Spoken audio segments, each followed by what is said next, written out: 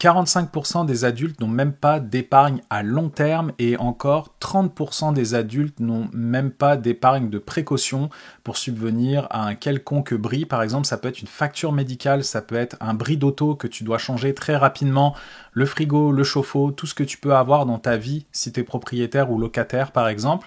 Et malheureusement, c'est un gros stress financier de vivre paye par paye.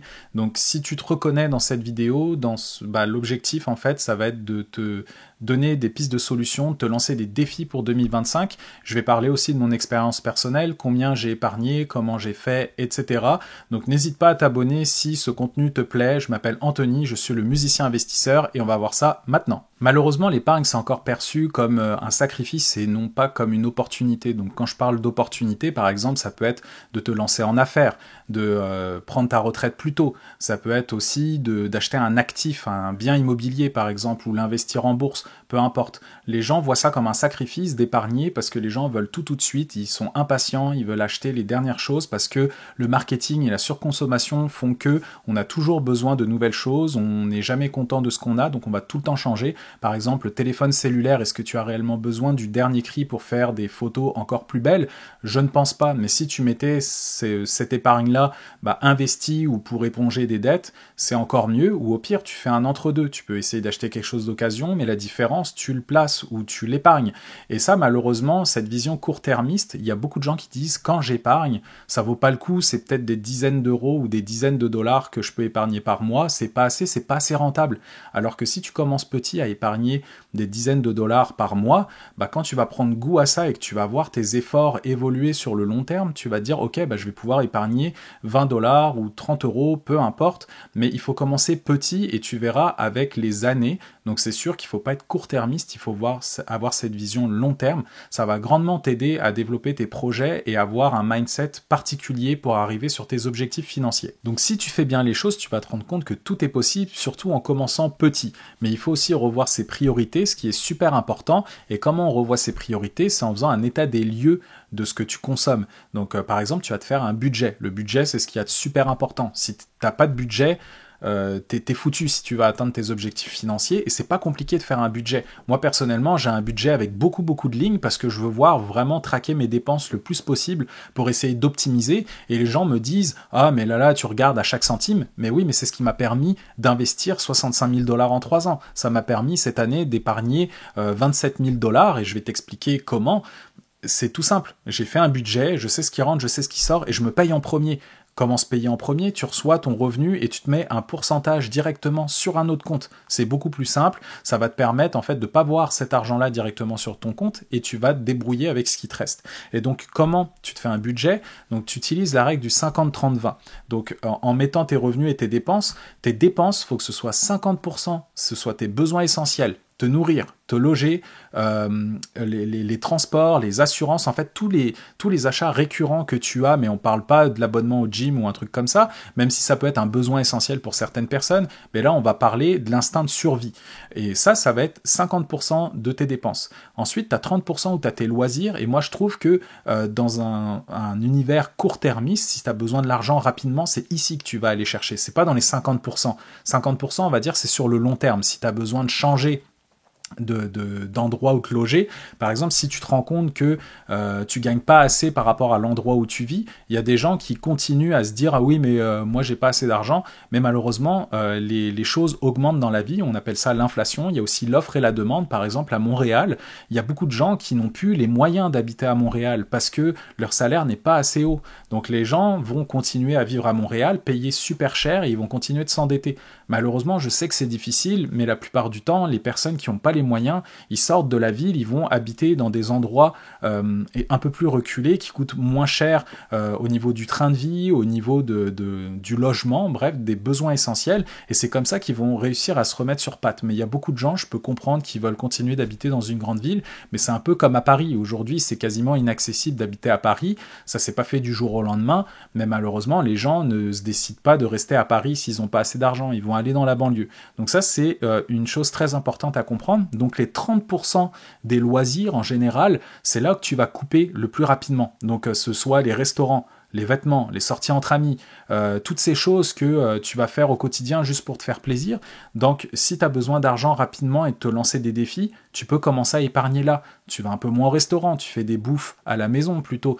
Tu vas t'acheter moins de vêtements, tu vas un peu moins sortir. Tu peux te faire plaisir, mais il faut faire un juste milieu. Je te demande pas de tout arrêter.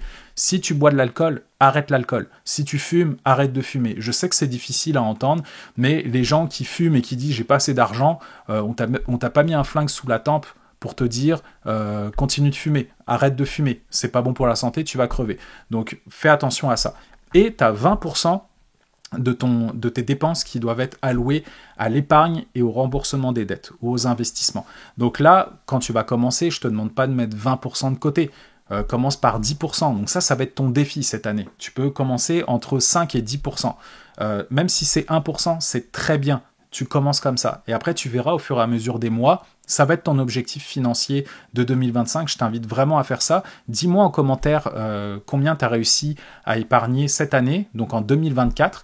Et ça, je t'invite vraiment à faire cet exercice-là tout le temps. Et moi, dans mon cas personnel, qu'est-ce que j'ai fait? En 2024, je m'étais fixé un objectif de 25 000 $ d'épargne. Et comment j'ai réussi à battre cette épargne-là? Donc, j'ai réussi à épargner 27 000 $ cette année. Tout simplement, j'ai augmenté mes revenus de musicien, j'ai eu plus de contrats de musique, j'ai eu aussi mon augmentation d'échelon en tant qu'employé, j'ai eu une rétroaction aussi de mon employeur, parce que dans le domaine de la santé, on a eu des rétroactions. Donc il y a beaucoup de gens qui se disent « j'ai reçu une rétroaction, je vais partir en voyage ». Non, si tu as besoin d'avoir de l'argent de côté, prends cet argent-là, tu le mets dans ton fonds d'urgence. Si tu as ton fonds d'urgence, place-le. Ou sinon, tu peux te faire un petit peu plaisir. Mais est-ce que tu as tes objectifs financiers clairs dans ta tête? Et c'est ça qui est super important.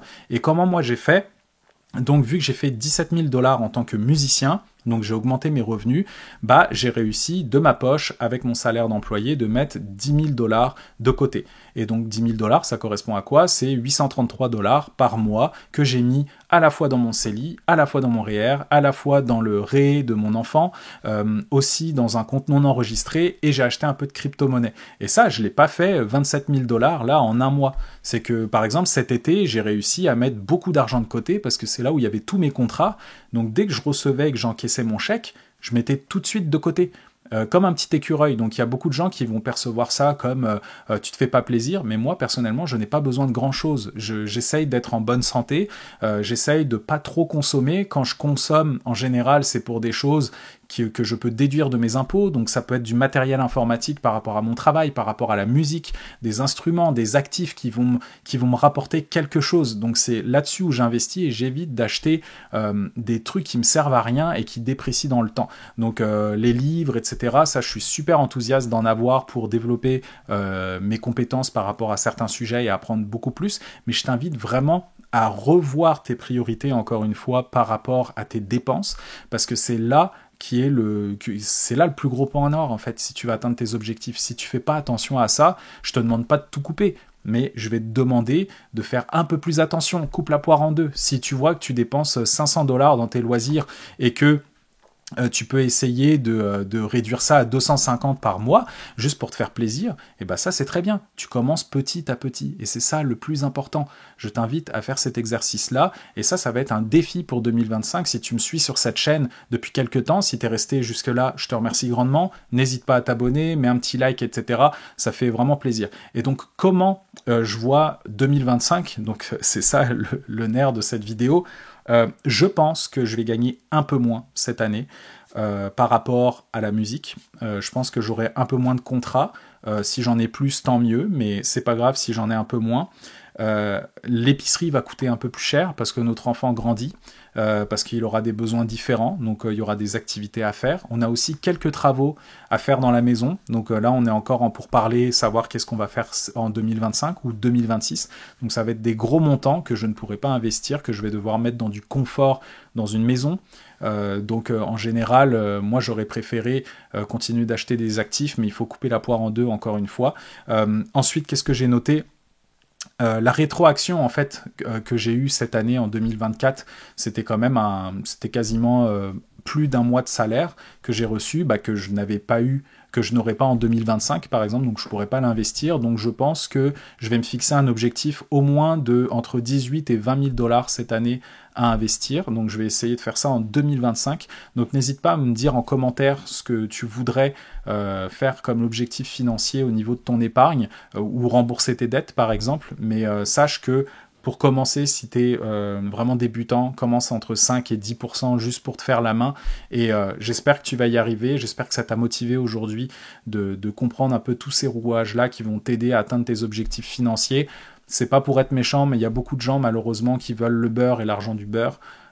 C'est pas comme ça que ça fonctionne, donc n'hésitez pas à vous mettre les bouchées doubles, mettez-vous un coup de pied aux fesses si vous pouvez, parce que c'est sûr que la vie ça va être de plus en plus difficile. Je veux pas être alarmiste, mais si tu t'y prends tôt, franchement tu vas être beaucoup plus tranquille et moins stressé plus tard. Donc je te souhaite à très bientôt pour une prochaine vidéo.